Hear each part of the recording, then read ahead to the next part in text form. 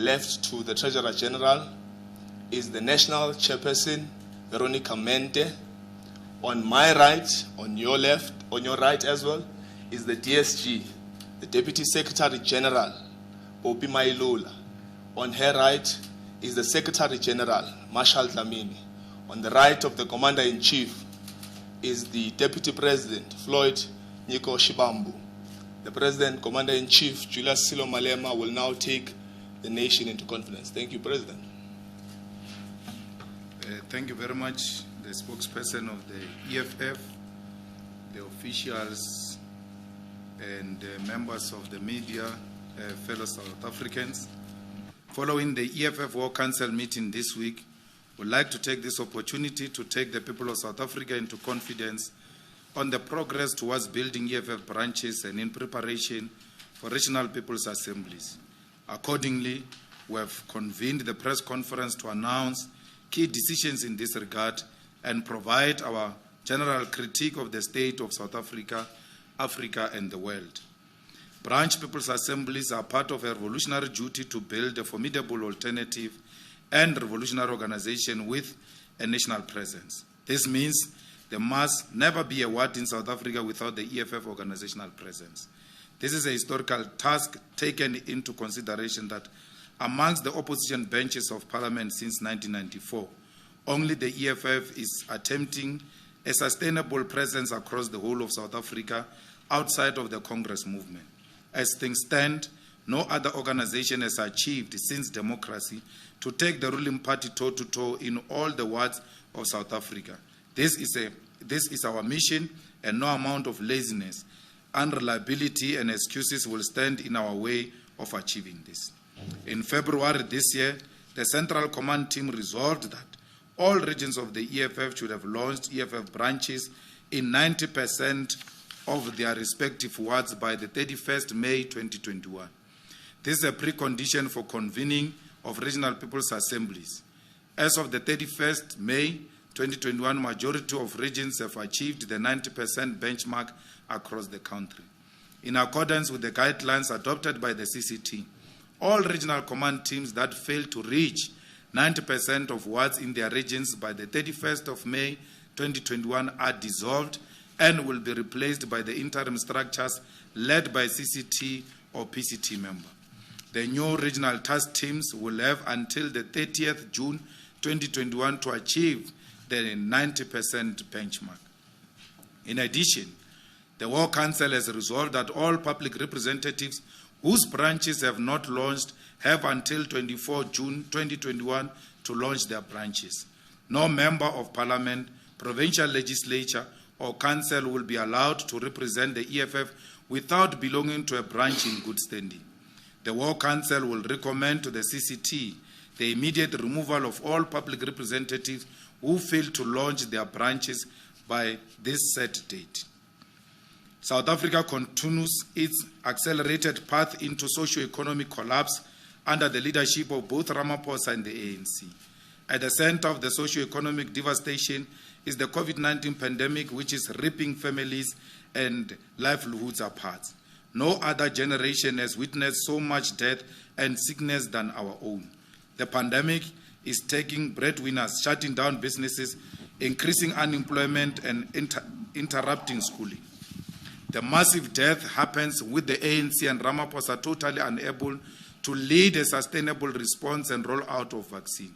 As things stand, there is no hope that South Africa will see the rollout of vaccine to reach expected population immunity by end of 2021. Majority of the frontline workers, particularly those who were working under level 5 lockdown like the police, security guard, taxi and bus drivers, petrol attendants, retail workers, and cleaners have not been vaccinated. The desperation to only use Western-produced vaccine to the exclusion of Chinese and Russian vaccines has resulted into countless delays of purchases from J&J. Following the announcement of the third wave, under the rising number of infections, we call on immediate closure of contact learning. There is no reason to force contact learning because already there are rising infections amongst young people and children, which are disrupting schools. To ensure a fast move beyond the third waves, schools must be closed.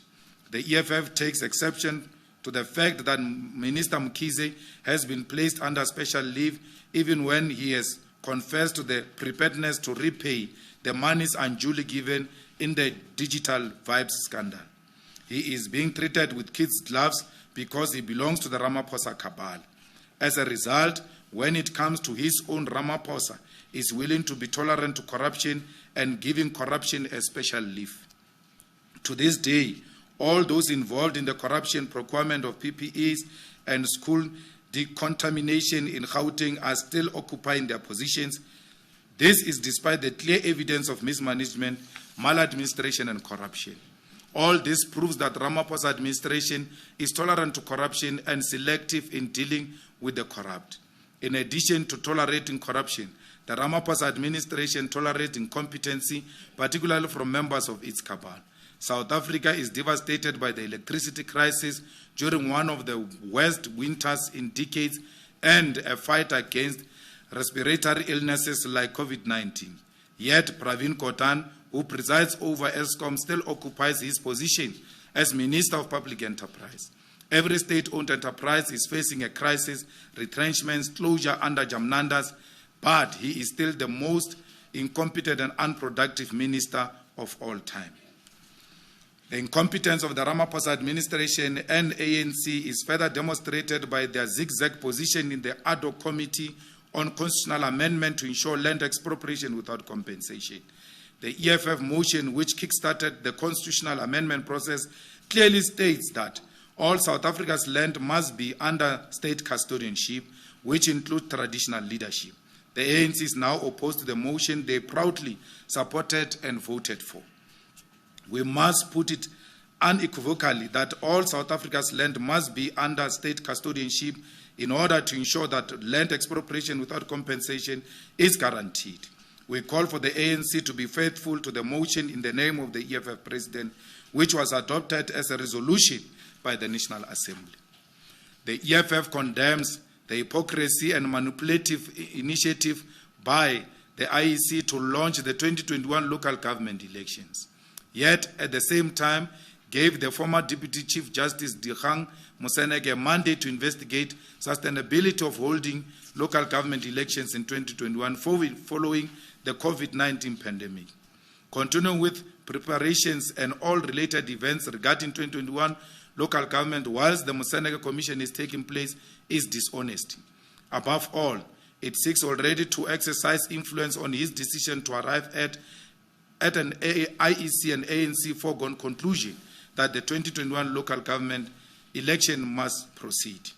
The IEC, whose leadership are personal friends of the ANC officials, knows for sure that the Constitutional Court has no role in postponement of 2021 local government election beyond provision of the Constitution. Even with the rationality test applied, it will be dangerous for the Constitutional Court to order Parliament to amend the Constitution. Therefore, the prerogative to postpone 2021 local government elections lies with Parliament, which will effectively need to amend the Constitution.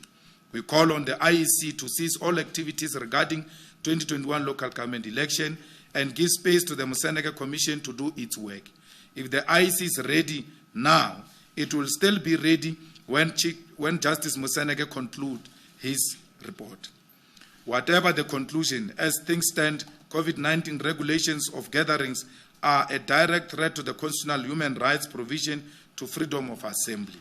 In many wards across the country, to simply democratically elect a ward candidate, meetings of more than 250 people will have to take place for multiple candidates in more than 4,000 wards. The elections and their campaigns will definitely be an avalanche of super spreader events. We therefore reiterate our call, despite our own readiness, for 2021 local government elections to be postponed in the interest of saving millions of lives. The duty to preserve life is the highest of all duties. People must be alive before they can vote and be voted for. We view the campaign by CIC to remove the president of the EFF from the Judicial Service Commission as a racist attempt to continue the influence of the Indian cabal on the judiciary. In essence, CIC is fighting for Pravin Gordhan's friends, who was rejected by an open and transparent process of the JSC to be reimposed on the judiciary. The Indian cabal, led by Pravin Gordhan, has been working since the 1980s as a perfect masquerade of the white monopoly establishment to exercise influence on the Congress movement, and now the institutions of the post-1994 democratic state. The cabal has had unrestricted ability to manipulate its way to influential judicial positions over the years, until the presence of the EFF on the JSC. This EFF presence is ensuring due radical scrutiny that will bring about the long overdue transformation of the judiciary. At the center of this transformation is not the appointment of black-skinned people. It is about black conscious people who will not bow to the interest of the dominating and racist white establishment. Accordingly, the EFF has briefed its own lawyers to join in the Constitutional Court case initiated by CIC. We will defend the decision of the JSC to exclude Jamnanda's friend. We will also defend the principle of the separation of powers. The courts must not decide for Parliament as to which individual must serve in the Judicial Service Commission. The EFF will always oppose the use of Indians and colored people by the white monopoly establishment to fragment the black unity. We know for sure that blackness is not about pigmentation, but a mental attitude of commitment to the collective upliftment of black people in general and Africans in particular. The EFF is proud of the efforts by the Southern Caucus in the Pan-African Parliament to foster African unity and fight for the implementation of the rotation principle. The Pan-African Parliament is an organ of the African Union established to hold executives accountable. In keeping with the objective of building African unity, the AU's several sessions adopted and confirmed the principle that elections of members in all its organs shall be on rotational basis. This means each region will from time to time have an opportunity to hold strategic positions in all organs of the AU. Since its formation, PAP has not had any president from the northern and southern region. The East, the West, and Central region, dominated by Francophone countries, have historically used their numerical strength to block the practice of rotation. Despite the AU's advice that PAP must comply with the rotational principle, the dominant regions sought to ignore this and proceed with elections. Over the years, France has manipulated these numbers to impose a candidate of their choice. This explains why during last term elections, the France foreign minister addressed PAP without initially being scheduled in accordance with the program soon after a Francophone candidate was elected. Similarly, it is no coincidence that the President Emmanuel Macron's visit to South Africa coincided with PAP's program to elect a president, which means Macron, like his Minister of Foreign Affairs, was meant to give a surprise visit and address the Pan-African Parliament with the hope that PAP will have elected their supported Francophone candidate. The refusal to implement the principle of rotation was to make way for the highly sponsored Mali candidate who landed with a private jet in South Africa. However, thanks to the resistance and formidable spirit of the Southern Caucus, supported by the Northern Caucus and all progressive members of the Pan-African Parliament, France's plot was defeated. We call on France to stay out of African affairs, in particular the Pan-African Parliament. We further make a call to all African youth in Francophone countries to fight the France agenda to keep Africa and its leadership chained to imperialist interest. The EFF congratulates its Labour Desk, which celebrated its one-year anniversary last month. The Labour Desk has been at the forefront of fighting for the exploited workers across the country. It has ensured that racism, sexism, and super-exploitation are confronted right on the shop floor and doorsteps of the capitalist establishment. During its existence, the Labour Desk has received 37,467 cases from ordinary workers across the country. Of these cases, 23,789 were successfully resolved, with only 13,674 outstanding and ongoing. The EFF Labour Desk is going nowhere, and workers of South Africa, together with their unions, are free to appeal to the help of the EFF to fight injustices at the workplaces. The EFF Labour Desk is not a union, neither is it replacing unions. It is a support structure to workers individually and collectively. The EFF Labour Desk is combat ready to help ANC workers who have not been receiving their salaries over a period of some time. We'd like also to congratulate the EFF GBV desk of the EFF, which has also been at the forefront of confronting gender-based violence. It is due to the pressure of the EFF GBV desk that Parliament concluded and adopted the 3 GBV-related bills. In less than a year of its existence, the EFF GBV desk has held dialogue to deepen understanding of gender-based violence, directly helped 276 victims, held 90 demonstrations and marches, and also received thousands of GBV complaints. This is a demonstration of a pragmatic commitment to the fight against GBV. We shall continue to work with communities and formations to fight against rape, femicide, and abuse of women and the LGBTQI+ community. The EFF also revived the Commission of Gender Equality report on women that were forcefully sterilized by the state without their consent. And today the department is forced to compensate the women who were forcefully sterilized. Lastly, the EFF will join in the celebration of the Pride Month, which seeks to eradicate homophobia and the discrimination of the LGBTQI+ communities. In conclusion, the EFF will commemorate the 45th anniversary of the June 16 youth uprising outside the 8th High School in Centurion, where a learner wearing EFF regalia was assaulted by the racist security guard. We will hold this event in compliance with COVID-19 regulations and call on all who will attend to wear masks and always practice social distancing. In addition, we call on South Africans to keep safe with the rise of COVID-19 third wave. We shall overcome. I thank you. Thank you very much, Commander-in-Chief. We have now come to that part where we take questions from the journalists. We will start in the room, if there are any hands. Okay. We'll go in this order. Ntlantla, Debu, Mbali, and Mutibe.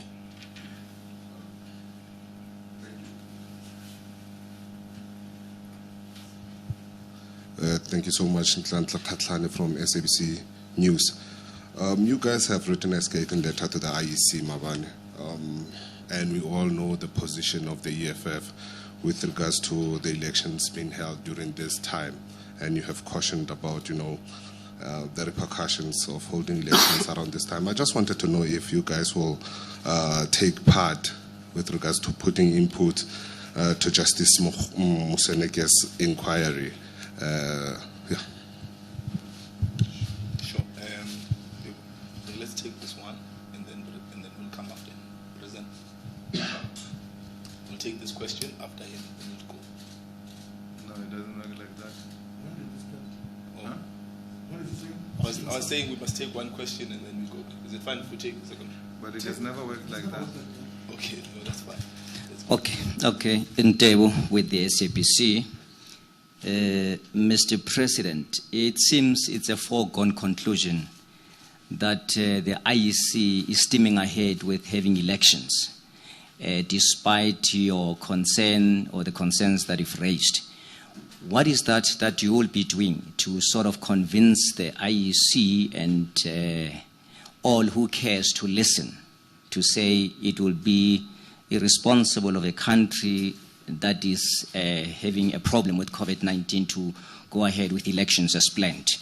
Secondly, it's scandalous, if not pathetic, for a country like South Africa to be having 60 million people. And since the rollout of the vaccine, I think less than 2 million people have been vaccinated, and some of them are still waiting.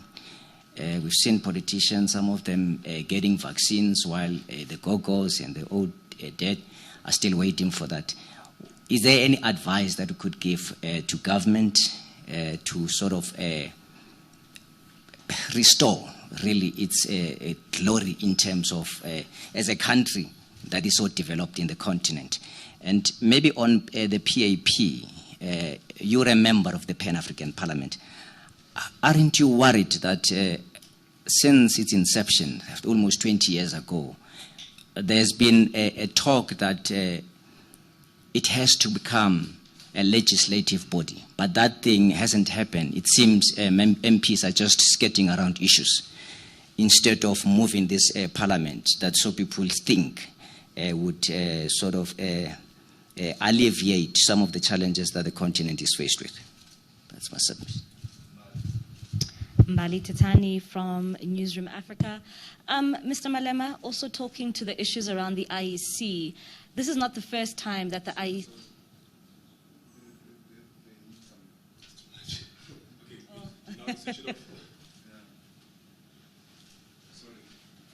Yes, Mr. Malema, it's not the first time that the IEC goes ahead and makes an announcement like the one that we saw yesterday.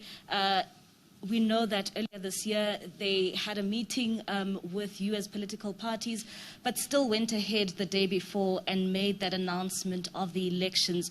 When you look at the IEC's attitude and how they've been dealing with elections this year during a time of a pandemic, how do you view that attitude, especially to you political parties, some of the political parties who have raised their concerns of having these local government elections later this year? Coming to the issue around the health minister, you've also mentioned that you think that President Cyril Ramaphosa treats the health minister, Zweli Mkhize, with kid gloves. We know that he has been placed on a special leave. You know, do you think that special leave is enough, especially with the allegations which have been leveled against him with that irregular contract? And what is your take on having the Minister for Tourism, Mamoloko Kubai, as the acting minister, especially now when we find ourselves in a pandemic? And, you know, you've spoken a lot about those vaccines which are desperately needed in this country. Thank you.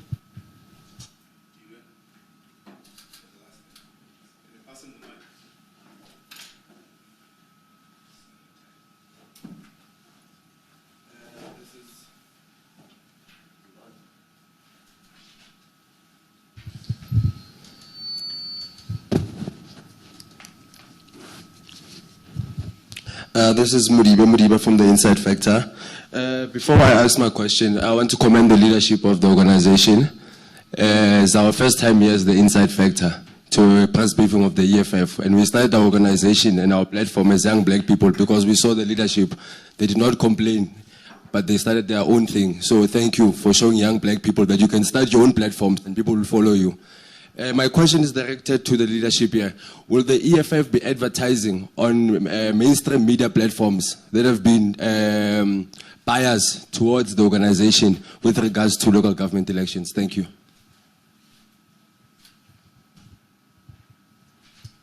Thank you, President. Those are the 4 questions. Thank you very much. For some reason, the IEC thinks it is untouchable and it is law unto itself, and that it doesn't listen to anyone except the ANC and Paul Mashatile in particular because of his friendship with the CEO of the IEC, and that they can always manipulate and run the CEO of the IEC from Lituli House. And because the attitude of the IEC, you can see that it's an attitude of a person who's got political protection. You know, when you think you've got political protection and you are untouchable, you behave exactly like that. And I think that it is an attitude that is very unfortunate. Because IEC as an institution should be the most transparent and most open and to persuasion, because it deals with different constituencies and cannot be married to political parties. We are not shocked because when Mashinini was appointed, we actually pointed to that direction. That is one individual who's compromised and who's aligned to politicians. And we see that now in his conduct together with the CEO of the IEC. And they are going to undermine the credibility of the former Deputy Chief Justice. Because you can't appoint such a senior judicial person and act as if nothing happened. Even if the Moseneke comes and says, no, the elections must continue, we'll say, yeah, I mean, it has always been like that. That's why the IEC went on to launch. He came here to just rubber stamp the decision of the IEC. So they are compromising an extremely independent man, the most objective man, the most credible man, a man who has demonstrated over a period of time that he's got an ear and he can listen and he can be persuaded. That's why we welcomed the appointment of the former Deputy Chief Justice, because he's a man of integrity. But what the IEC is doing to him, they will destroy him. If they've got respect for him, they should have waited, and the former Deputy Chief Justice said he will give us a report by July. He has already called for political parties to make submissions, SG. Yes. And we're already doing that. We're going to make our submission, and we actually, in our submission, are going to ask him to allow us to also come and make oral submission so that beyond issues of writing, we must also be able to present and persuade him to arrive at a different conclusion. But how the IEC is going about it, appoint him, spend money on him, and then say to us, we are ready to go, as if we don't care what former Deputy Chief Justice has to say. It's really unfair on the former Deputy Chief Justice, but also unfair to the taxpayers who are paying money on a program that the IEC doesn't take serious. They are engaged in wasteful expenditure. And we hope that the Auditor General will actually arrive at a similar conclusion. We are going to write to the Auditor General to scrutinize this transaction as to why was it necessary if you are running two parallel things. They are driven, some of them, by corruption. They can't wait to print posters of the IEC calling for elections and ballot papers and T-shirts and contracting their own relatives. There's nothing else that is driving them except a political protection and corrupt activities. Because if they were driven by rationality and the need to save life, they would have waited for former Deputy Chief Justice to release this report. He has done a wonderful job with Esidimeni. He has done a wonderful job as a Deputy Chief Justice, who many of us had wanted him to be a Chief Justice at the time, because he was one of the most qualified, credible judicial officer at the time. So we really think that the IEC is informed by something else other than what it's supposed to inform the IEC. We're waiting for Moseneke to finish his report. Based on Moseneke's report, we'll announce our next move. Elections is not what happens on the day of elections. It's not. Elections is about what happens before the elections. How do you say you don't allow more than 100 people inside and you don't allow more than 250 people outside? My branch of the EFF has got 700 members. We must now choose a candidate. Which 250 people, members of the EFF, are going to be allowed inside when they choose a candidate? Which criteria are we going to use to determine of these 700 members, which 250 must come inside? Unless we are encouraged to overlook those regulations, they are not worth the paper they are written on. The ANC uses the same method with the EFF to choose candidates. How are they going to choose candidates? Are they going to follow the regulations? And if they are going to follow regulations in branches where they've got more than 250 members, how are they going to choose members into come into the meetings? Because if I go to my branch and I say only 100 will be allowed in this hall since it's cold, I'm going to be accused that I've only allowed those who support my candidate inside. And knowing you are going to join them. That Malema only brought his people into the hall and excluded 600 plus members of the EFF. That is first. That is the first thing that is going to undermine democracy. Because it's not about what happens on the day. It's about what happens with choosing of candidates. After choosing candidates, Mbuiseni is what? Is 130 what? What 100 and or what number? 135. 135. It has got 10,000 registered voters. After I choose a candidate for that ward, which has got 10,000 registered voters, I must now send this candidate to go and campaign in that community. He must speak to 10,000 people of that ward. Then he brings, come and meet the EFF candidate who's coming to campaign. 250 people come in. We close the gate. Then 9,750 people are closed outside because of COVID-19 regulations which you must comply with. You expect those people who are locked outside to come and vote for you after you locked them outside and you told them, no, there is COVID, you can't all come in. How practical are we going to campaign if we are to keep consistent with COVID-19 protocols? So campaign constitute a critical component of a free and fair elections. As we speak now, he said, Ramaphosa from his mouth, even political party activities are suspended. This new level, this level 2, they said no activity of politics, everything is suspended. How are we going to conduct a campaign if we are suspended? Worse, new parties. I hear Mashaba opening his loud mouth saying, elections must come, elections must come. Where is he going to campaign? People don't know him. He needs the country to be opened for him to campaign.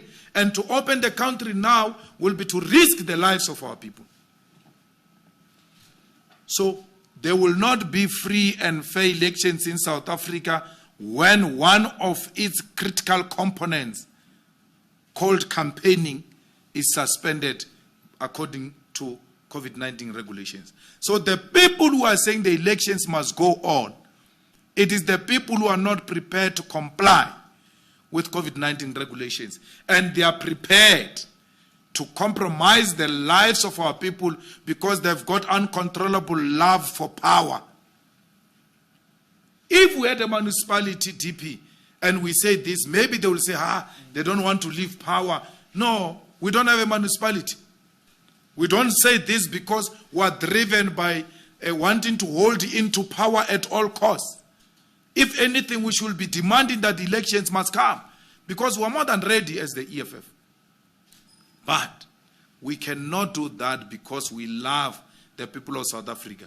We love black people. We love African people who, when they are sick, they don't have medical aid to be treated in the best facilities.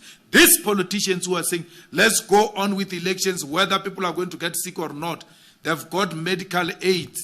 All of them, they've got medical aid, permit, and all types of medical aid. They've got salaries. They don't care about this downtrodden masses of our people who are going to be killed. On the day of election, what's going to happen? Are we going to be told we must come 250 per day to vote 250 per day? Is this election going to be held over a period of 6 months where 250 will vote per voting station in line with COVID-19 regulations? Because this third wave, it has not started. Remember, we are getting third wave under winter. You know very well that South Africans under winter are not social people. We don't socialize a lot. We stay at home. Still, we get attacked. What's going to happen when springs come? When now the doors open? We now go out, not because of COVID. Winter is gone. This is not going to go down anytime soon. You have launched an election campaign. You say no elections, let's go and campaign. The EFF doesn't have money. It takes the little cents that we take. We print T-shirts, we print posters, we do all of that. In August, Moseneke says no election must take place. What happens to this material we have printed? Return 27 October. Vote EFF 27 October. What's going to happen to it? Where are we going to get the money? Is the IEC going to refund us this money that we don't have? Whereas the IEC is not financing local government, by the way. They only give money for provincial and national government elections. They don't give us money for local government elections. We're using money from our own coffers. Even when there is uncertainty, IEC says, no, go and campaign and print posters. Buy adverts on radio. Buy advert on TV. One advert, prime time on SABC, is not less than 250,000. We do that. We say to people, no, register to vote EFF. We pay for that advert. They come and say, elections are postponed. What do we do? The writers of this constitution knew that this constitution is a living document which must speak to the dynamics that are taking place at all material times. This constitution is not stagnant. What if there was a war here and shooting all over? We must still hold elections even when people are shooting each other all over. Because we declared this pandemic to be a war.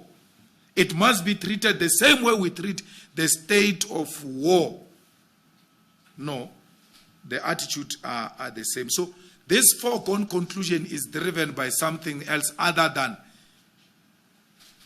the IEC's mandate to deliver free and fair election. That they are driven by something else, and they are undermining the old man. We have full confidence in Moseneke, and we'll submit ourselves to Moseneke, and we'll make our submission there. Who would have thought that Zimbabwe can be better than South Africa with something? In this day and era, Zimbabwe is beating South Africa when it comes to vaccination. Let me tell you, people with money are going to Zimbabwe to be vaccinated, if you don't know. People are leaving South Africa to be vaccinated in Zimbabwe. Because Zimbabwe is using the Chinese one, what is it called? Sinovac. They use all types of different vaccines in Zim. People are going there. Here we're stuck with a businessman of a president who looks at profit before the lives of people.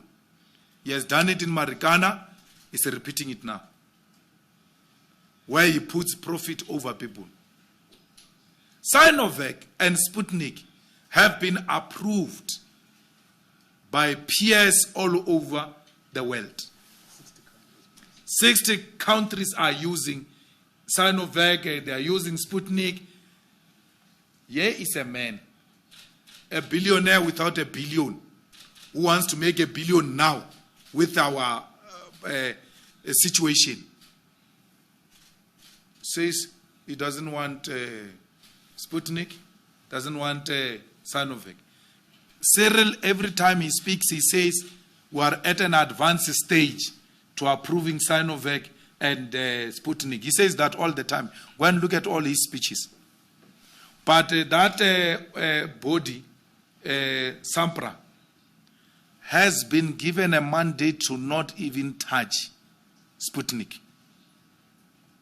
Everything at SAMPRA has been pointed to the direction that Sputnik is safe, it can be used. Everything is not being used because Cyril is in bed with that Bill Gates who came here to play tennis when he came to clinch a deal before even Corona. They knew Corona was coming. who must die because Cyril wants to make money out of this situation. And we are not saying this to you. We told Cyril many times on his face that you are engaged in transaction. You are not engaged in saving lives. Why is Sputnik not being provided? Why is Sinovac not being provided? People in Zimbabwe, in China, are no longer wearing masks. They are vaccinated, they have moved on. This thing has started in China. Why not use their experiences to see how best we can control it? Zweli Mkhize came here and gave us gripe water and said it was a vaccine. That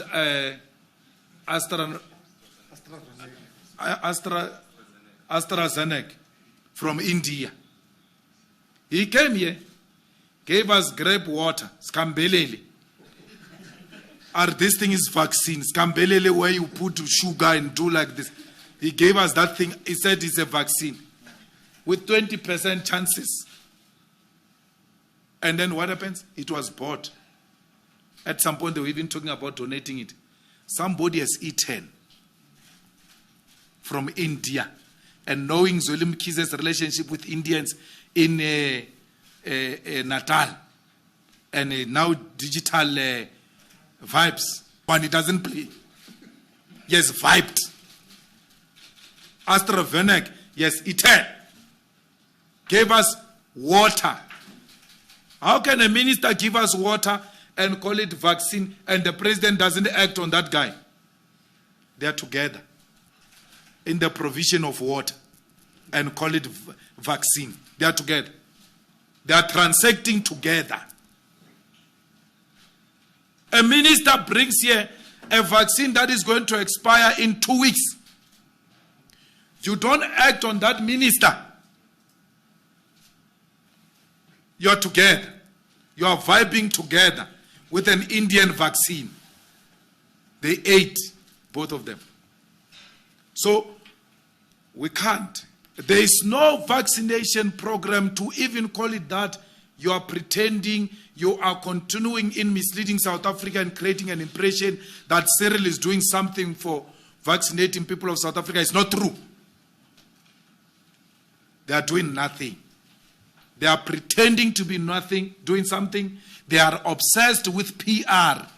That's why Cyril went to collect that water there at the airport and pretended to be inspecting some paper there. Could not even pick it up that the water is expiring. Sparkling water. We are given sparkling water. The man can't even see that the sparkling water is expiring. And then we must come here with all the propaganda and white-owned media still project Cyril as the best president, even when he fails to save life. So, people are being vaccinated in Zimbabwe. I'm also considering to go to Zimbabwe to get my vaccination, because here, according to the lineup, they will give vaccination, my men, to me and you at the grave. We are going to die before we are vaccinated. So, and in Zimbabwe, they are making people of South Africa pay. Ugaga is $50 to be vaccinated in Zimbabwe. You are chasing Zimbabweans away and saying they are taking your jobs, they are doing this. Hey, it looks like you are going to be chased away when you go to look for vaccine in Zimbabwe. Because vaccine is available in Zimbabwe. Zimbabweans are being vaccinated. Very soon you are going to be illegally crossing into Zimbabwe to go and get vaccine. Ziyajika zinto.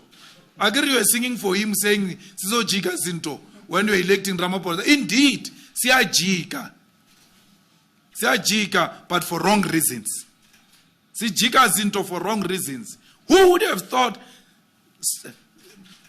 South Africans who suffer from uncontrollable pride one day can cross to Zimbabwe to go and seek for help? We told you when we were still in the Youth League, one day you will come to this country and ask for help. That's what is happening now.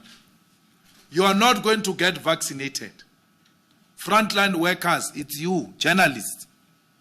It's those cashiers. It's petrol attendants. It's those nurses and doctors. It's taxi drivers who carry more than 20 million people per day. Per day. If one taxi driver catches it and touches money or something, they will kill a lot of people. Those are the people who should have prioritized. The same way we prioritize them under level 5, lockdown. Up and now we all know who are the essential workers. The essential workers are those who are defined under level 5 lockdown. All of those people, even yourself, you fought to put yourself in that level 5 essential workers, you journalists. Because you go to different places, you cover different stories, including stories of people who are infected and affected by corona. You should have been the ones in the forefront. Dolol. Now, all of you sitting here, if you've got kids, we talk as parents. There's no single one of us who didn't have a child returned from school because one of them tested positive. Now, at this level 3, crèche, I've got 3-year-old and 4-year-old. Twice they've been returned back for 2 weeks because one child tested positive. 3 years and 4 years old. I've got a 14-year-old, grade 9, now for the second time being turned back because one of their own tested positive. Not the parents, the kids. It is now clear it's are taking kids now. Where is the Minister of Education? Who heard from the Minister of Education? What type of government is this? If Minister of Education is sick, like they are alleging that she's sick, she's got cancer, why are we not being told? So that we are not hard on her. What does it cost her if the country that she serves as a minister gets to be told that she's sick? She will be more sick by us being told that she's sick. She's our minister. We must be told, where is the Minister of Education? Results were announced in this country. The minister was not there. They said she got COVID. They didn't take the country into confidence. Now the latest is that she's got cancer. She's our minister. Our children are testing positive. Our children are going to die. Where is the Minister of Education? If these rumors are true, the president owes it to the nation. Because he calls half the time so-called family meetings that are useless, which he can just type a WhatsApp into a family group and tell us what is the latest. He says nothing. He doesn't tell us where is our minister. I'm told Jamnandas is also sick. Jamnandas released a statement saying he's not sick. If he's not sick, where are you, bro? Can we see you running? ESCOM is collapsing. Where are you, bro? Dinel is collapsing. Where are you, bro? SAA is dead.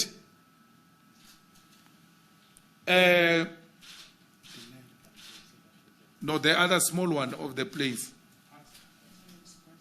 Express, gone. Mango, gone. So, yet, Pravin is declared the best minister by white-owned media. If it was Malusi Gigaba in that department, it's not my friend Malusi Gigaba. If it was him in that department, what was going to be happening? Stage 4. Was stage 4, my brother? Stage 4. Wow.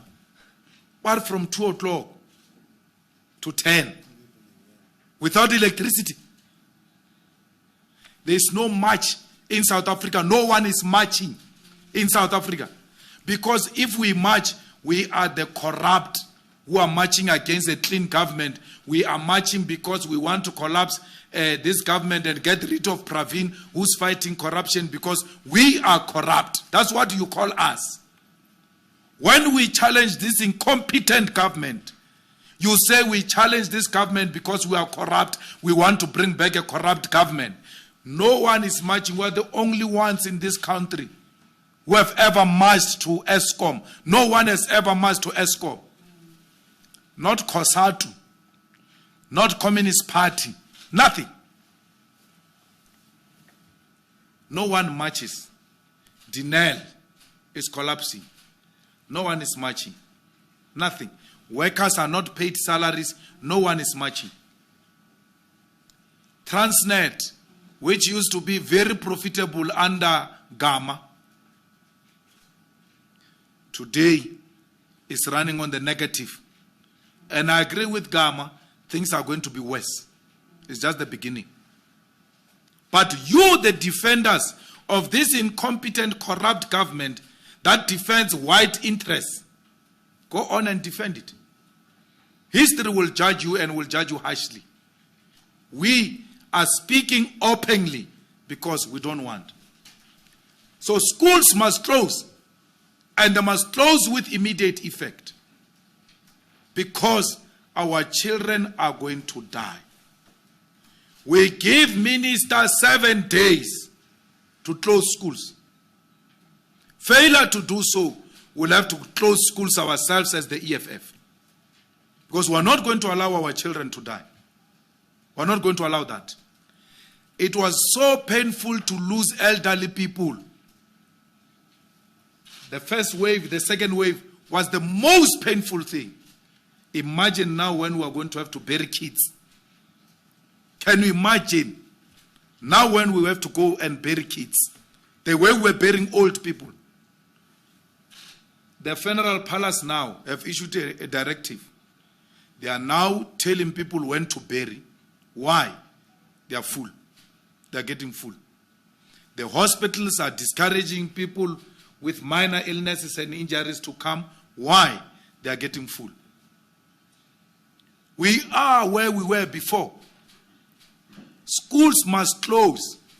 And these private schools that have got power, which sometimes even give government what to do, tell government what to do, they must be the first ones to lead this campaign, because they've got facilities to teach online. Let our children be safe. We'll rework the program the same way we did in the past to get them to cope with this crisis we're confronted with. It's going to be more dangerous. Children are sick and children are testing positive. Ask anyone who got corona, an elderly person, how painful that thing is. Can you imagine that on a 3-year-old, on a 4-year-old? All early childhood development must be closed. Because in the past they were told, no, it's not affecting children. Now the children are the victims. We need to close. PAP will become a legislative body. We must be very patient with it. The way we're rough tackling it is going to be one of the most powerful institutions in Africa. PAP is going to have teeth to bite. It needs capable leaders who will go all over the continent to get ratification so that PAP becomes a legislative body. So we must not even be impatient about it. Health ministers put on the special leave. That is corruption being put on special leave. They said to us they act decisively on corruption. Where is the Clerk Foundation statement on special leave? Because they seem to be ruling from the grave. They comment on everything, but they don't comment on special leave. A party-related matter where Ace Makashule was being suspended, the Clerk Foundation issues a statement. Here is a minister who says, I will pay back, me and my family agreed that we'll pay back the money. After he said, there is no money we received from these people. An admission of guilt. How do you pay back something that you have not stolen? You must pay it back because he took it.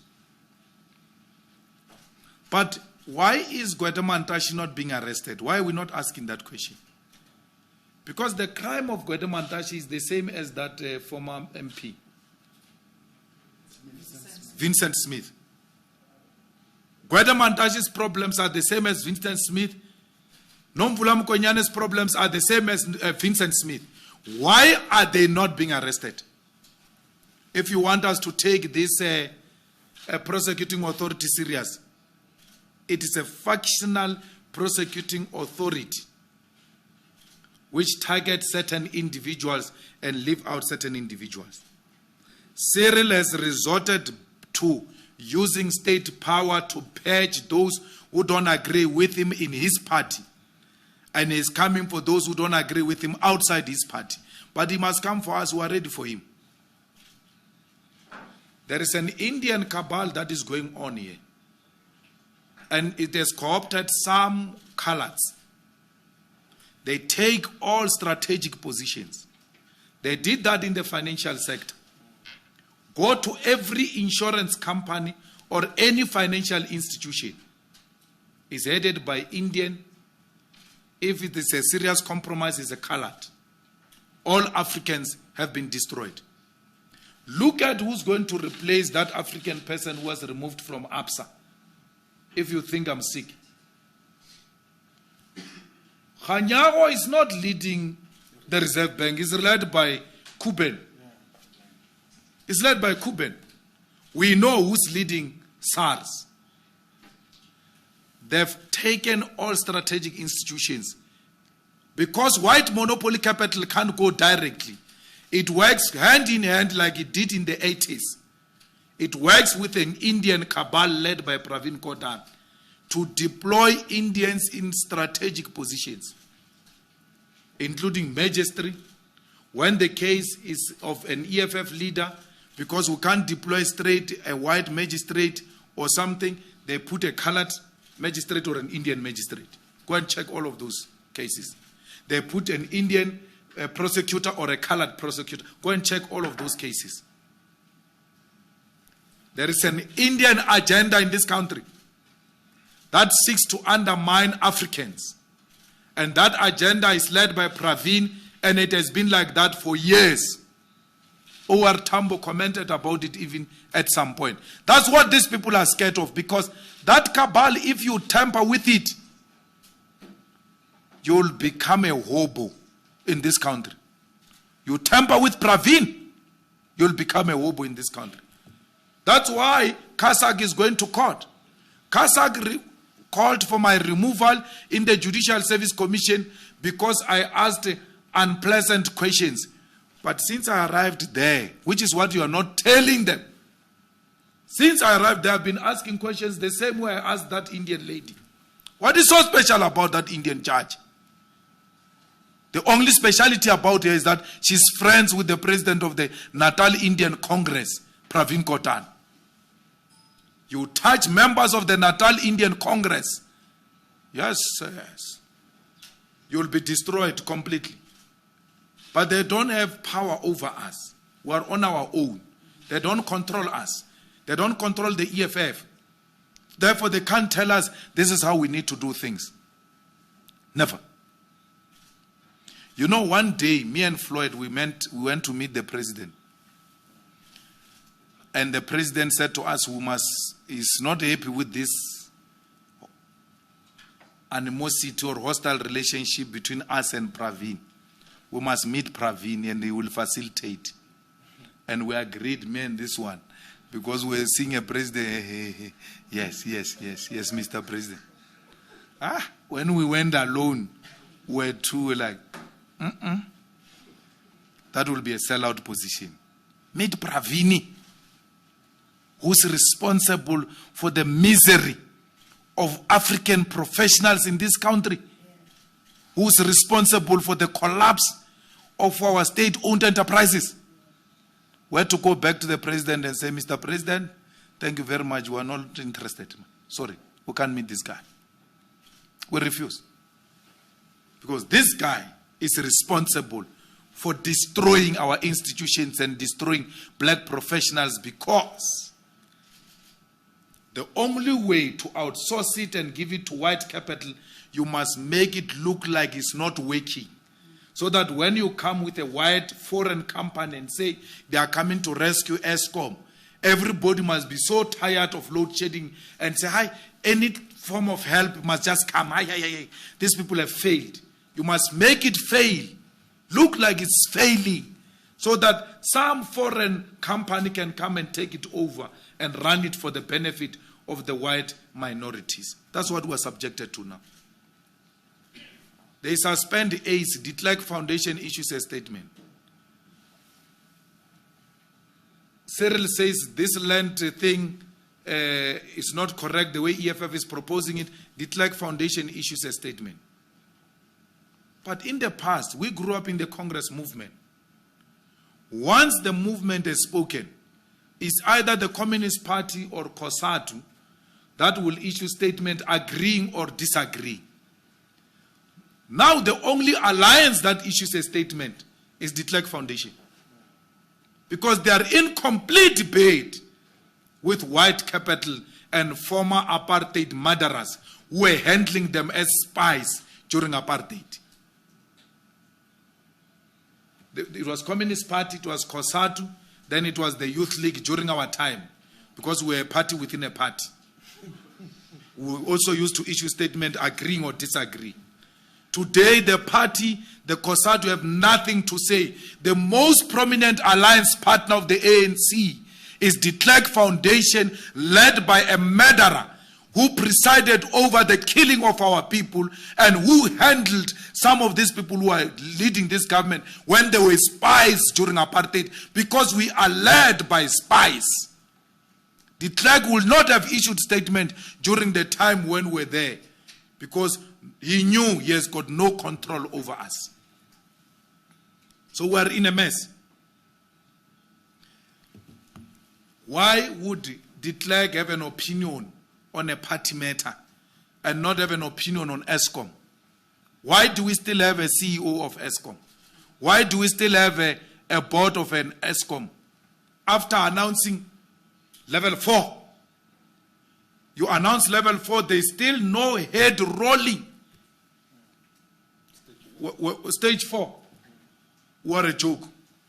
We must close this thing and go to Zimbabwe and get vaccination to survive until we find a solution, because we have become a joke.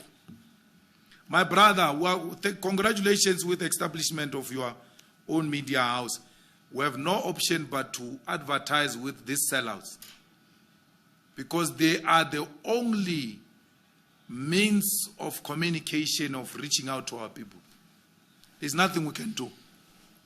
Because to say we are not advertising with 702 will be denying ourselves an opportunity to reach out. We will advertise with you too, because you must grow and replace 702.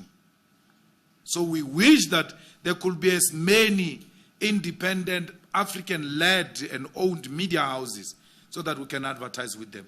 If we had objective, independent media in South Africa, Cyril will not be projected as a saint he pretends to be. He can't give us vaccine. He can't give us electricity. He can't give us jobs. He can't give us food. With all those failures, which are basic necessities, we are still being fed that Cyril is the best, the corrupt one, to remove him from power. I tell you now, even if the most cleanest bishop of your church was to march against Cyril, your bishop will be characterized as corrupt. Because when they block challenging of Cyril, they label you as being corrupt. Thank you, sir. Thank you very much, President. I think we'll go to the WhatsApp questions from the journalists who are not in the room. Commissioner, now please read them to us. Yeah, there's quite a few questions, President, but I think those ones will deal with them one by one, because all right, there could be many. All right, so the first one is from Brighton Ngube from Izwi Times in Bulawayo, Zimbabwe. He asks, how does the EFF respond to the sentiments by Patriotic Alliance President Gayton McKenzie that once Patriotic Alliance takes over, after 2 hours, 30 minutes after the election, it will make sure foreigners leave South Africa? It will never take over. That's why he can afford to say that. There's no foreigner who's going to leave South Africa. Here we exist through the Constitution and not through any other means. So don't worry about gangsterism. There's law to deal with that. All right. And Gaugelo Magolego at UFM asks, as the fight for postponement of local government elections continues, will the EFF not be holding mass rallies? Well, if we want to comply with COVID-19 regulations, we'll have to ensure that we don't hold mass rallies. We will call meetings in line with COVID-19 regulations, but we have no control of how many people come there. And when our people come, we won't turn them away. So Cyril must choose what he wants. He wants elections or he wants to save life. It's not in our hands. We have made our position clear. But having made our position clear, we are not going to wait in a closet. We have to fight on the space, because maybe they're doing these things they are doing with a hope that they will close us in a closet and hold elections without us having campaigned, and then they win, because the ANC is not going to win these elections, not even in the rural municipalities. All right. And then Sophie Mukwena from SABC International News. She asks, the recent events at the Pan-African Parliament have demonstrated how Africa is divided. How do you hope to correct this, and what are your comments on the upcoming G7 summit in the United Kingdom? Well, Africa, it has always been a known fact that Africa is divided because those who colonized us imposed those colonial borders to keep us divided, and so that we don't have a meaningful impact in the geopolitics. So we know that we are divided. What is happening in Pan-African Parliament is an attempt to unite the continent, and for the people of the continent to go beyond borders, but also go beyond the colonizers' languages. Because to keep on being divided through a foreigner's language is to perpetuate colonialism, yet claim that we are anti-colonialist activists. We're calling upon the young people, as we did earlier, to start defying France and reclaiming their countries and fighting for the unity of the African continent. We want one Africa with one president, one executive, one military, one currency, one Africa with one reserve bank, which will not have any reserves in London or in France. All its affairs controlled here. All its gold being stored here in Africa and being controlled here. G7 is a meeting of the elite who just come together and talk amongst themselves for the benefit of the big brothers. We don't benefit anything out of that. And this one, I'm told he wants to go waste our petrol for pictures. Yeah. Cyril, he wants to go there to go and take pictures with the expensive private jet. Even when he knows that here at home there is a problem. Why would a president leave his country to G7 when there is no electricity? He's leaving his country in darkness. You want to claim to have a country when you left it in darkness? A country with such high levels of unemployment, high levels of poverty, high levels of inequality, high levels of landlessness. My advice to Cyril is stay at home. You are useless. You are going to be useless at G7. Just stay here. You are going to embarrass us. What are you going to tell those people at G7 when you can't get your house in order here? When ministers are stealing and MECs, stealing PPEs that are aimed at saving life. We are in a mess. The black elite that benefits from corrupt white capital is all over defending this mess. We are in a mess. We are in a worse situation than we were during Zuma, by the way. We are worse than that time. And to pretend like we are in a better position, it's a self-defeating attitude. We must first acknowledge that under Cyril we are in a mess. And not just in a mess, we are controlled by the Clerk Foundation. All right. And then a question from Tsidi Madia is around consequence management in the EFF. How does it work? And this is in relation to the two provincial leaders who had their salaries docked in Gauteng. And then a question around local government. While deliberations take place over whether they should go ahead, has the EFF decided in terms of coalition talks, lines you're willing to cross versus no-go areas, and what responsibilities you'd like to take on municipalities and which parties you're willing to go into discussions with? Well, in the EFF, we decided all branches must go to BGAs by 30th of May. We've concluded that phase. Majority of our regions have reached 90%. So 90% of the IEC wards. Then you qualify to hold a regional people's assembly, what you will ordinarily call a regional congress. So our branches will be going there. We have given an extension that all those who have not managed to hold their BPAs and BGAs by the 30th of May, they've got until the 30th of June. But the consequence management means that all regions which have not reached 90% by the 30th of May, they are all dissolved. So all regions that have not reached the 90% requirement by 30th of May, you are officially dissolved. Go home. You are no longer leaders of the EFF in that region. Then the CCT members, who are the national leaders, are going to take over those regions. They will identify those that they want to work with. It may be some of the members from the previous region, a dissolved region, or it might be completely new members. If you are in the dissolved region and you are not appointed to be in the interim region, stick to your branch. Don't go saying you are monitoring other branch. If we find you being a self-appointed political tourist, we're going to charge you and deal with you decisively. When you are dissolved, you have no right to go to another branch. Stick to your branch. That's all. So that's the consequence management. The other consequence management we apply is that if a province by the 30th of June has not reached 90% of all its regions, that province is automatically dissolved. So if Limpopo has got no 90% of regions, all regions reaching 90% by end of June is dissolved.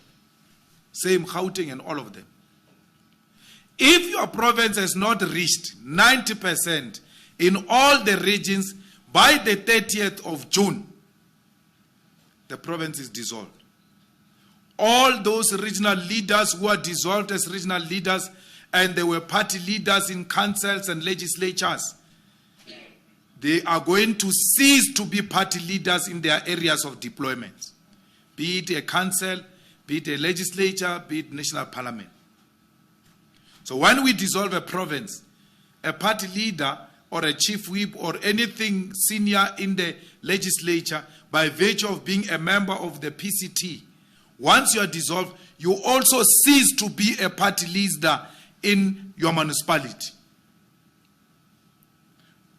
So if in Tshwane, because we have dissolved it, you are dissolved, and the chairperson of Tshwane was a party leader in Tshwane, he ceased to be a party leader in Tshwane because he was a party leader by virtue of being a leader of the EFF in the region. That is consequence management, Tidi. I hope you are listening. You're not going to write your own things and say there are no consequences in the EFF.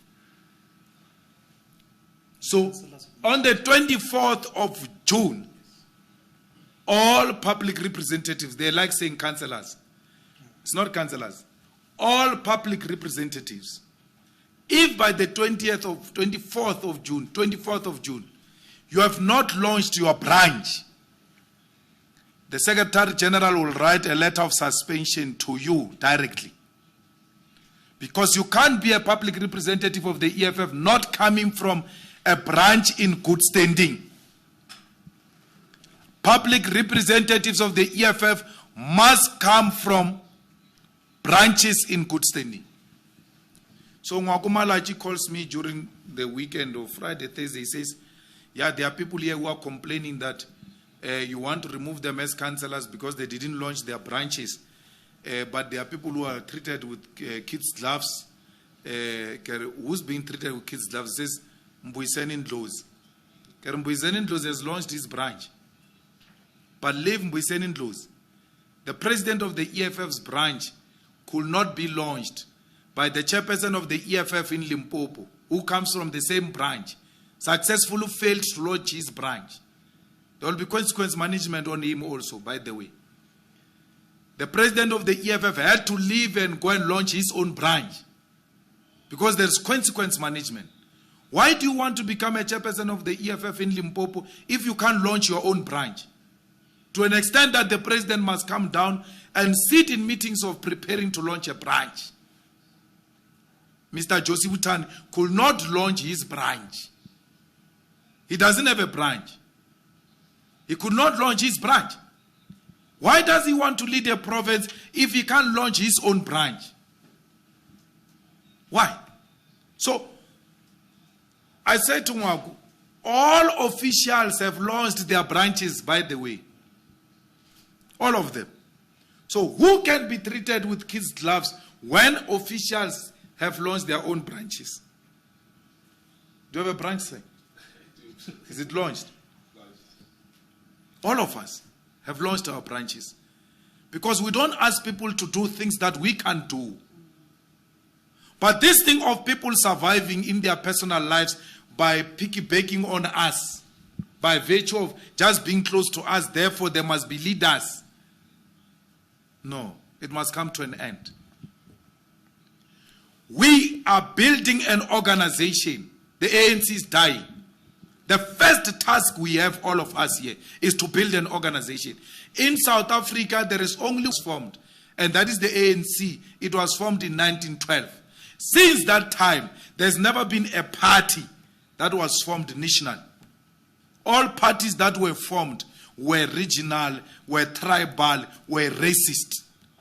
There's never been a party in the history of South African politics that was formed national other than the ANC. We are trying now with the EFF to form a national organization. That is our primary task. And if you can't keep that task, what is the point of keeping you? Leave the winning of the word. That is by the way. We were not here for words. Leave the winning of the municipality. That is by the way. We must first form a political organization that will serve as an alternative to the ANC. There's never been a party in South Africa that has presented itself as an alternative to the ANC. I said to the SG of the EFF, you can't say you are what is the region we have never launched in KZN? Mzinyati. We are an alternative of the ANC in Mzinyati. When we don't have a region in Mzinyati. How are you an alternative in Mzinyati? You can't say the presence of the EFF in Durban represent alternativeness of the EFF in Mzinyati. That is an imagination. That is fantasy. We have to have presence in Mzinyati if we want to be an alternative to the ANC. And chairpersons of Limpopo and the rest of these others who are failing to launch branches of the EFF do not have an appreciation of that. They don't appreciate that. Do not appreciate that we are forming an organization that is going to replace the ANC because the ANC is dying a natural death. The ANC is not dying because of the EFF. Each of age is too old. Even an old tree at some point must die. So the ANC is dying because of that. It's too old to can handle its own affairs. So when it dies, there must be an alternative. And that alternative is the EFF. Anyone who doesn't comprehend that is an enemy of this leadership and must never be treated as a friend. Because it's misleading us by laughing with us, by being with us, yet destroying the main agenda of establishing a powerful alternative. So we are not here for these niceties of government. We are here to form an organization. So those things of which coalition, which municipality, leave that to us. It's our business, that one. We must form an organization. Everyone who are going to dissolve, Everyone who are going to remove from representing the EFF because you don't come from a branch in good standing will be doing so because these people are not furthering the agenda of the EFF of establishing itself as an alternative. So we've reached that conclusion. 24 June, we'll release a list of public representatives who are suspended with immediate effect. It's not a secret. We're running our party, and that's how we're running it. If you don't like it, the door is open. No one is forced to stay in this party. We're running it the best we know how. We are the leaders of this organization. We've got a vision for this organization. What is that vision? We are building an organization ground up if we want to provide socialism as an alternative to this capitalist establishment. We cannot come up with an alternative to capitalism if we do not have the ground. We must first establish ourselves in a solid manner on the ground. If you don't see us, that's what we're busy with. And shame, those things don't need cameras because they are more internal, more than anything. That's what we're busy with. We're establishing the EFF in Musina. We're establishing the EFF in Umtata. We're establishing the EFF in that place where those guys formed AIC. Matatiele. Everywhere else, we are established in all corners, including in the Western Cape, by the way. So, we are 7 years old now. Almost. We cannot be explaining to leaders what they must do. People who earn money. You come and join politics. In less than 7 years, you earn money from politics. And you don't add value.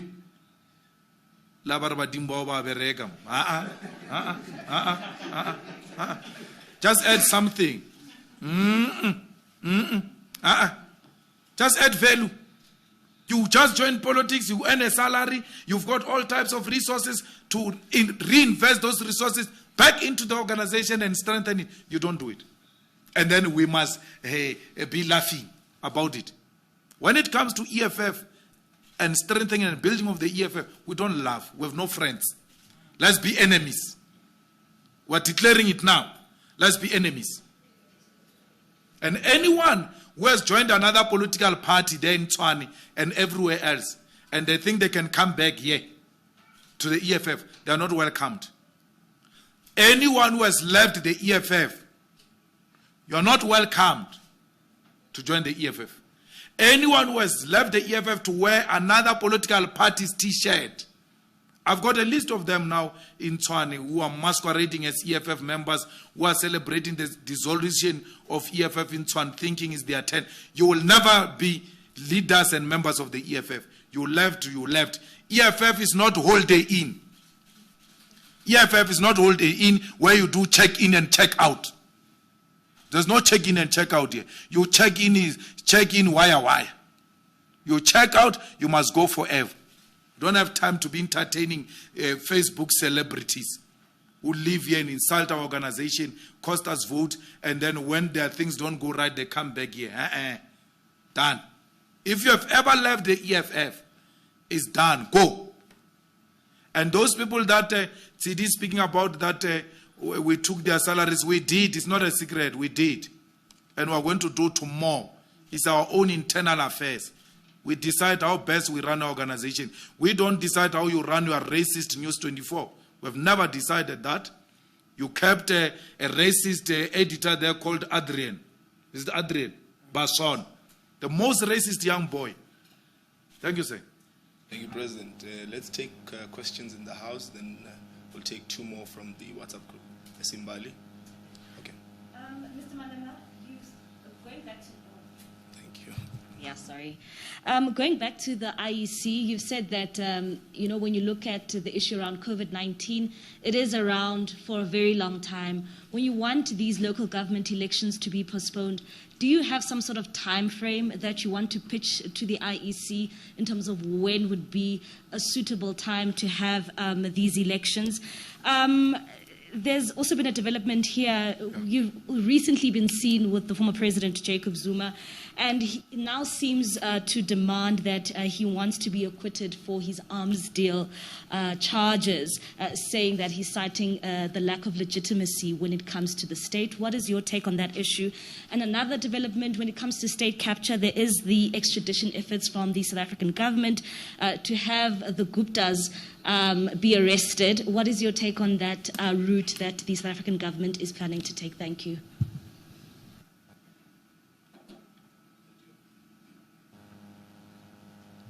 I want to ask the CIC of the EFF. We've seen on social media, every time when racist banks like ABSA, FNB close down the accounts of people, the first organization that gets tagged is the EFF. And I saw that the deputy president of the organization was in talks with Emerald van Zyl. I just wanted to find out if there will be a program of action from the organization itself against racist banks. Thank you. Thank you. Well, you know, when it comes to banks, Corona disrupted us big time, and the racist financial sector must be thankful to Corona, because we had a clear program to target the white-owned financial institutions, majority of which ill-treat our people and exclude them and charge them high interest rates. So we have no sympathy when it comes to ABSA and FNB. They are the most racist banks. ABSA and FNB actually fight political battles. If you fight Praveen or you fight Cyril and you still have an account in ABSA, you are very fortunate. They use their financial muscle and that court nonsensical decision that they can terminate people's accounts without any due process to fight political battles, because they know if you don't have an account, you will not be economically active. And when you are not economically active, there's no way you can be impactful politically. So, we have no sympathy. We are waiting for relaxations of this COVID-19 regulations, and we're going to go very hard on the financial sector. They've taken the financial sector, they've taken a security cluster, and they are working with gangsters in the security cluster to undermine our democracy. Gangsters. Where have you ever heard there was an investigating officer who was suspended there in Western Cape? There were marches even to Parliament that he must be reinstated. Police have been suspending people here. Patani, that intelligence one of Zuma. There's never been a march. An investigating officer gets suspended because of his proximity to drug lords. Then there is some activity that seeks to threaten police commissioner. They've taken the security cluster. And when they take it, they give it to Indians and coloreds, because they are excluding us, Africans. That's what they're doing. They've taken the Hawks. You know, that thing of the Hawks is being abused. That thing of the Hawks is being abused big time. You know, very interesting things happen. When Cyril goes to Parliament, right, this is what happens. Either one of us here is going to receive a letter from SARS, or is going to receive some questions from the Hawks. It's not a coincidence. Every time Cyril goes to Parliament and we have to question him, one day I will take one of these problematic journalists, and I will be wasting my time, to show that person, or look, this is the letter from SARS on the eve of Cyril's appearance in Parliament all the time. They do that. And then, or some service provider of the EFF will get questions from Hawks, and then they say you printed these ones. What are they providing these ones? Yeah. Yeah, these ones who what is commission equipment when speakers, whatever, sound or something, whatever you are providing. and then the EFF pays you. The day Cyril goes to Parliament, you are going to get a letter. Why was the EFF paying you? We were doing some sound system. Okay. Did Mr. Malema talk to you in the process? Is he the one who procured you? Or Floyd Shibambo? Who spoke to you? No, it's Tembi Msani. Who's Tembi Msani? He's a leader of the... Oh, no, fine. If those two didn't talk to you, then you are useless for us. Then they go to the next one.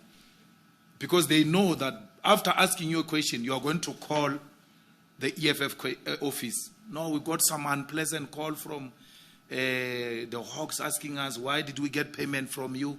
They don't want you. They want you to send the message to the EFF so that the EFF, when it goes to Parliament, it must be careful what they raise because the Hawks can pounce on them at any time. That's how manipulative the system has become. So, we are not scared of that. He does that with ANC people. They gave Pule Mabe those things of SIU. Every time he opens his mouth, hey, there is this SIU, man. Because they use that to destabilize you. To destabilize you.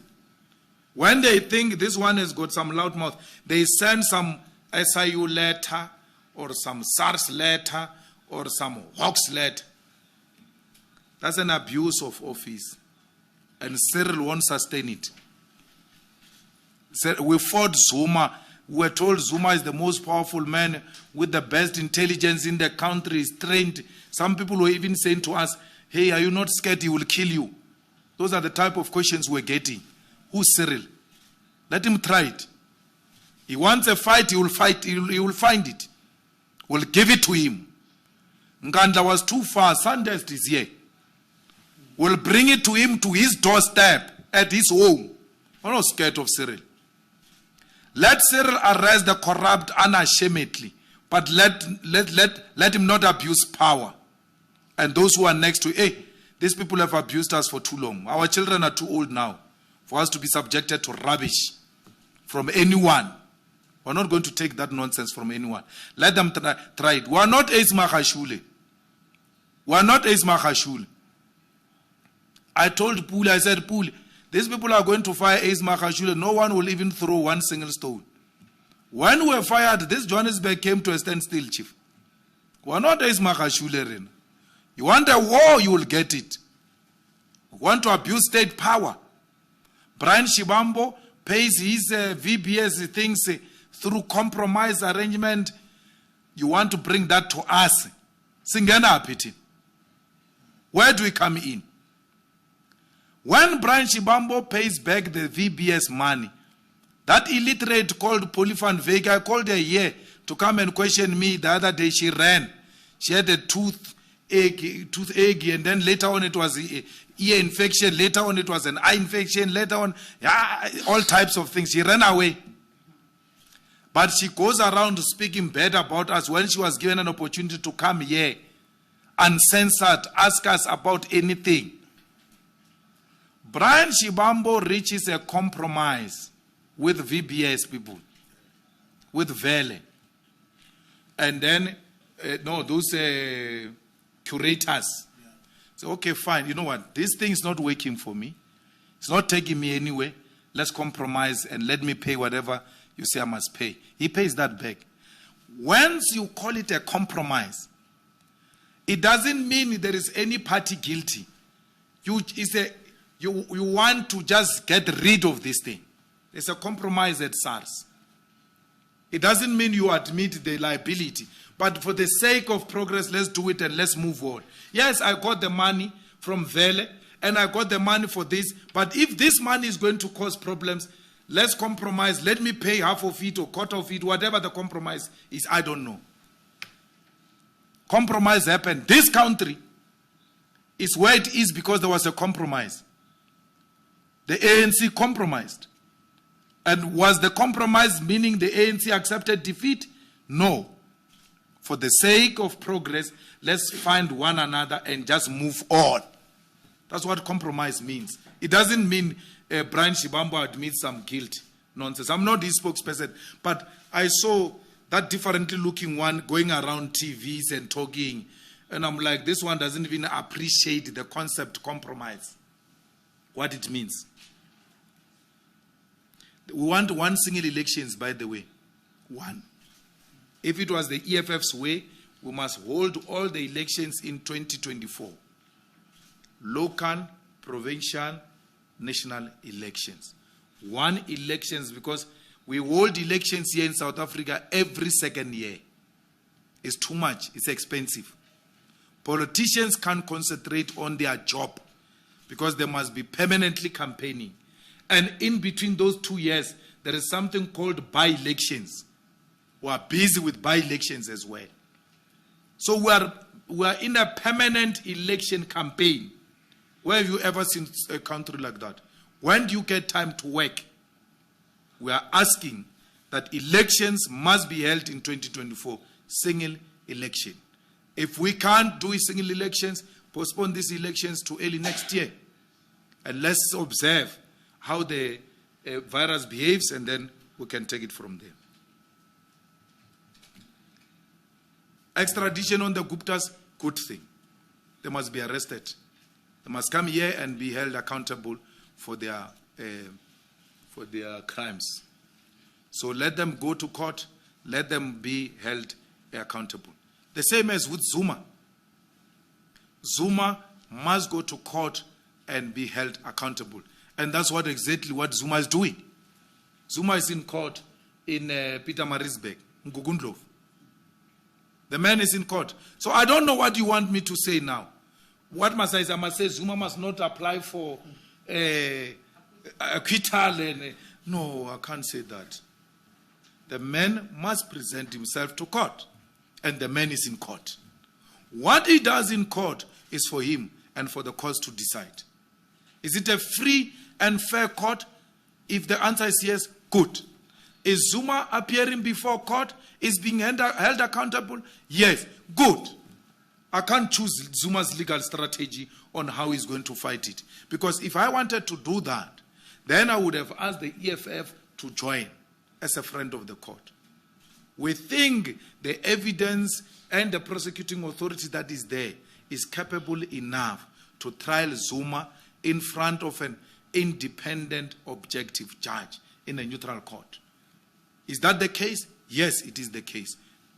It's done. My only problem I have is with the Constitutional Court. Zondo ran here and went to Constitutional Court and said he's got an agent application on Zuma's appearance in Zondo Commission.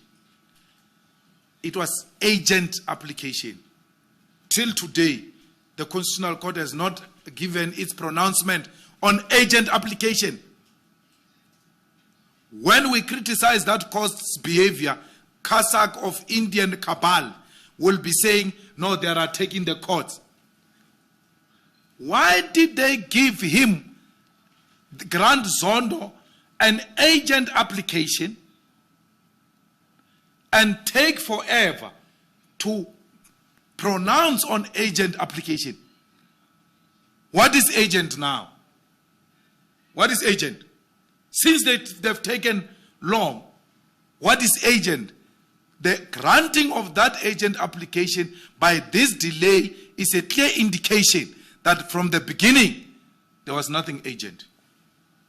But Bruce Kapp, a deputy chief justice, is applying to us, who can't be seen, rejecting him. They've accepted him under the pretext of agent application. Why is it taking long to make a pronouncement on agent application?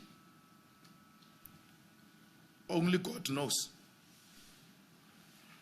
Now, when did we argue the unsealing of documents? Is it not been 3 months now?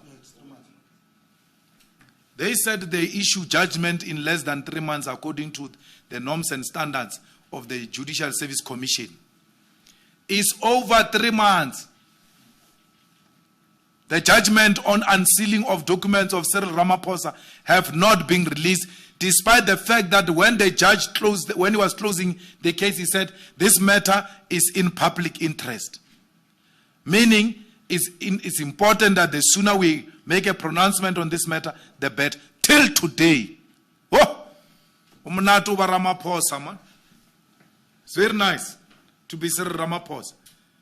Other people's cases, 3 months, pronounce. Public protector, pronounce. Pronounce. Why is there no pronouncement on the unsealing of documents beyond the norms and standards? Only God knows. They are the special ones. The question is being asked by Malema. Huh? The same independent media, the same independent NGO, including Kathrada Foundation, that is part of the Indian cabal, has not asked the question, why is the unsealing of document case taking long to be pronounced? You know why? There are interesting names there. They are stuck. They are stuck. So what can you do? If you march and say, we demand that the Constitutional Court must release agent application, the corrupt are marching to fight the government which is fighting corruption. When you march for electricity, the corrupt are marching to fight the government that is fighting corruption. You can't do anything. The same media says to you, the corrupt. We are not corrupt. We are not corrupt. No court of law has ever pronounced us corrupt. Our taxes are in order. We are not corrupt. We are not investigated by anyone. We are not scared of them. I was expelled from the ANC by Cyril Ramaphosa, who changed Derek Hanakom's recommendation of 5 years suspension. When it went to Cyril, Cyril changed it to expulsion. Do you think I'm aloof that if Cyril can get something on me, he can waste time on me when he has not wasted time to expel me?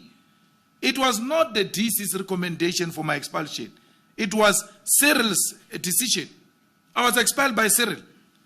If this Cyril can get anything on me, SARS, Hawks, whatever, yes, is going to go on top of Njelele Mountain and announce it.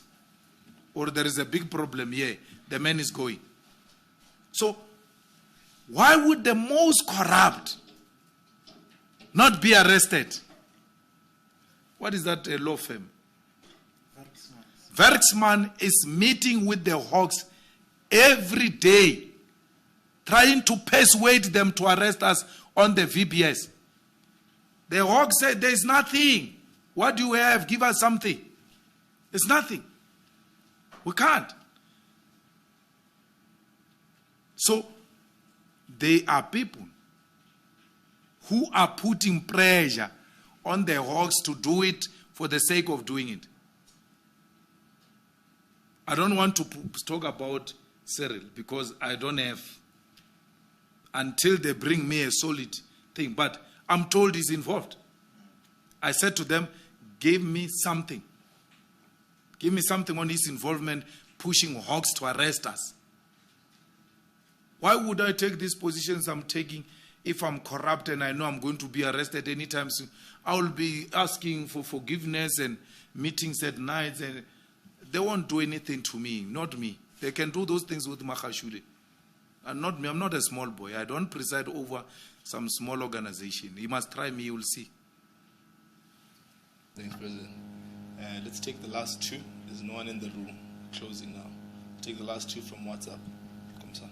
All right. So, from what is this media house? Ngube.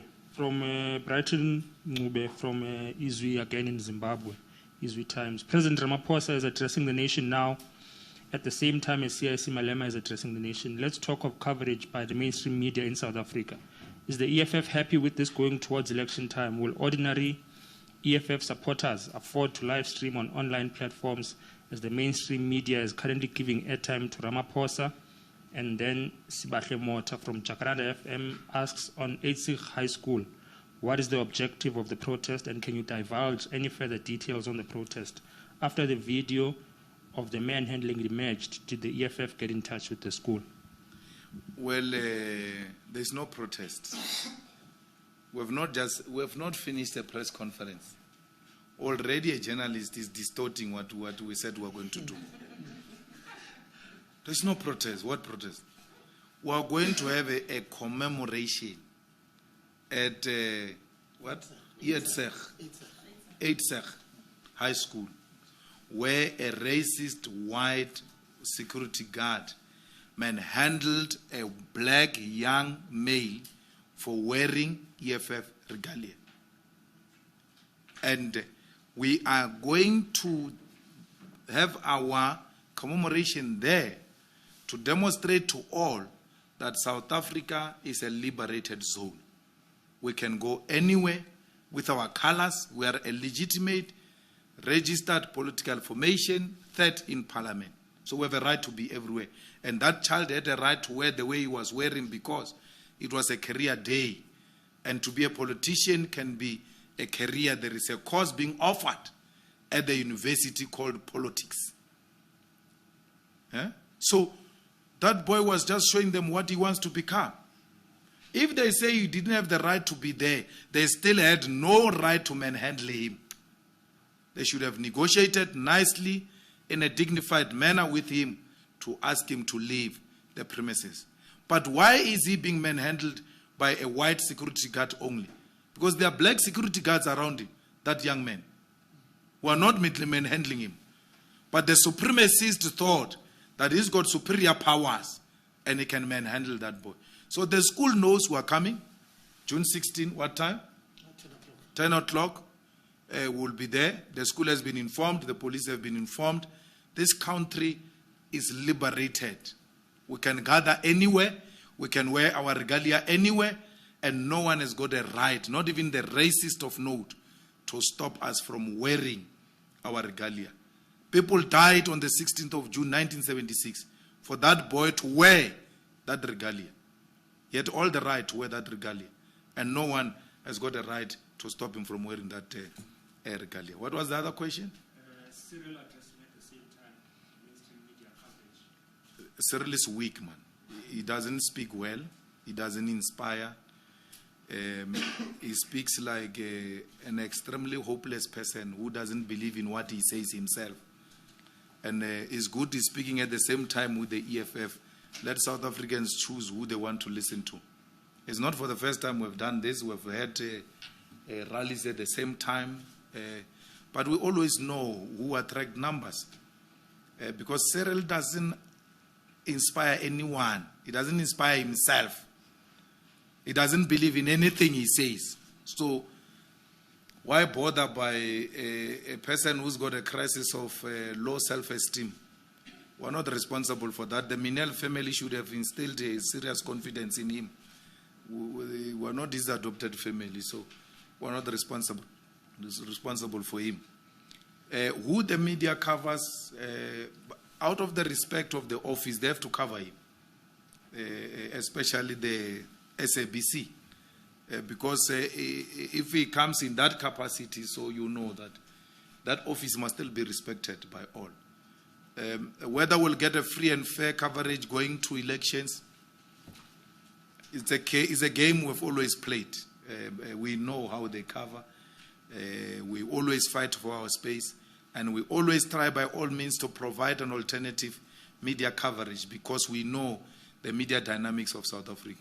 So I don't know, TG, if you paid this time for people to have access to our social media platform and what do you call it? The website and all those things. So normally we pay that people have free access to our website so that they don't have to spend any money knowing the biasness of the South African media. So we've got that option. We pay MTN, Vodacom, and all those people to take us live for free, and whoever wants to watch our press conferences from there shouldn't pay anything because we understand the type of constituency we serve. But otherwise, ladies and gentlemen, our more emphasis is on branches and more emphasis on regional people's assemblies. We'll inform you from time to time when the RPA is going to sit where, what time, and all of that. And then you can go and give coverage to some of those regional people's assemblies. Anyone who engages in misconduct and disruptive conduct, that person will be defining himself or herself outside the EFF. All those who are tasked now to go and make sure that we reach 90% target of branches should do so with seriousness, because we don't want people who don't do their jobs and at the end of the day they become crybabies when they were given an ample time to do their jobs. We are here to build the EFF and not to benefit anything from the EFF. So if you are here for perks and for salaries and you neglect your primary objective of building the organization, everything else that you regard as important will disappear within a night, and you will regret the day you have neglected the organization. EFF comes first for all EFF ground forces and activists. Let's go and build an alternative. Let us be the first generation after 1912 to build an organization, because no one has ever built an organization since 1912, which has taken the ANC toe to toe like the EFF is doing. The ANC has come to accept that it's losing its voters to the EFF, not to the DA, not to anyone else. EFF might not be winning wards, but EFF has never lost a single vote, which is a clear indication that the EFF is the only organization in South Africa that is growing without using tribalism, without using money and slaughtering of cattle, without using gangsterism approach and saying we are a colored party. We are a party for everyone, black, white, colored, Indian. But where some of our colored and Indian communities, including Africans, are being used to undermine the African agenda, we'll point it out. And anyone who wants to catch feelings about that, so be it. If you are Indian and you are colored and you are not furthering the interest of the white monopoly capital to keep Africans out of senior positions, you have nothing to worry about. But if you are Indian or colored who has been co-opted by white capital to keep African professionals out of senior positions, if the shoe fits, wear it.